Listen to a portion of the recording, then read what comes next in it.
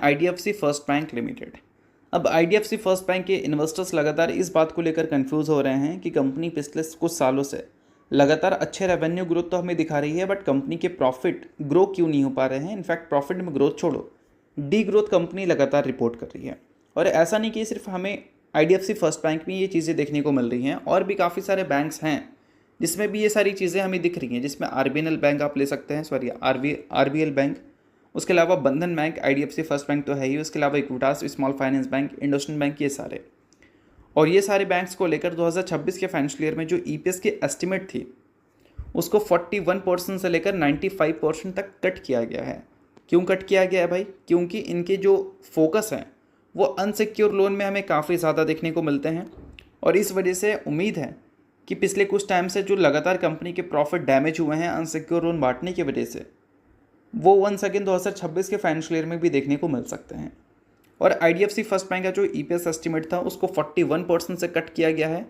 IndusInd bank का EPS estimate को 73% से कट किया गया है, बंधन बैंक का 46%, आरबीएल बैंक का 43%, और इक्विटास स्मॉल फाइनेंस बैंक है तो सबसे खराब 95% से। अब देखो दोस्तों, ये सारी चीज़ें अगर हम देखें पूरे सेक्टर को लेकर, तो एक रिपोर्ट हमें देखने को मिल रही है, जिस रिपोर्ट के हिसाब से मेंशन है कि जो कमर्शियल बैंक्स हैं उनके जो ग्रॉस एनपीए रेशो हैं वो हमें 2025 के फाइनेंशियल ईयर में 2.3% तक देखने को मिले थे, but according to some reports ये नंबर 2024 के फाइनेंशियल ईयर में, सॉरी 26 के फाइनेंशियल ईयर में 2.4% तक जा सकते हैं, यानी कि 0.1% से इंक्रीज़ हो सकते हैं। क्यों इंक्रीज़ हो सकते हैं भाई? क्योंकि ये सारे जो बैंक्स हैं वो बोल सकते हैं पर्सनल लोन सेगमेंट में स्ट्रेस फेस कर रही है, यानी कि बोल सकते हैं यहाँ पर डिफ़ॉल्ट्स हमें ज़्यादा दिख रही है, स्पेशली अगर हम देखें अनसिक्योर पर्सनल लोन और माइक्रो फाइनेंस लोन को। तो इस वजह से उम्मीद है कि 2026 के फाइनेंशियल ईयर में भी इन सारे बैंक्स के जो एनपीएस हैं, यानी कि नॉन परफॉर्मिंग एसेट्स, वो हमें इंक्रीज़ होती हुई नज़र आ सकती है। यहाँ पर किसी एक बैंक को हाईलाइट नहीं किया गया है, यहाँ पर बात किया गया है कमर्शियल बैंक्स की, यानी कि जितने भी कमर्शियल बैंक्स हैं सभी को यहाँ पर ऐड किया गया है। तो इन सारी चीज़ों को आप नोट कर सकते हो, ये एएनआई का रिपोर्ट हमें देखने को मिला था।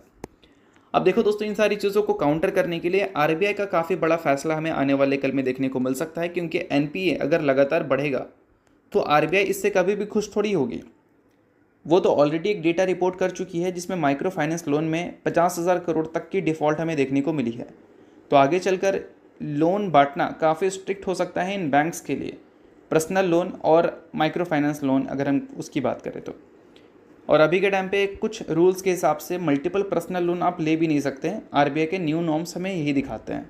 अगर आपका क्रेडिट स्कोर अच्छा है तो उस केस में आपको हो सकता है मिल जाए, बट अभी के टाइम पे देखा जाए तो स्ट्रिक्ट आरबीआई काफ़ी ज़्यादा हो रही है इन पर्टिकुलर सेगमेंट्स को लेकर। तो इसको आप ज़रूर नोट कर लेना, बट सभी चीज़ें एजुकेशन पर्पज़ के लिए, तो इसको एजुकेशन पर्पज़ की तरह ही देखना।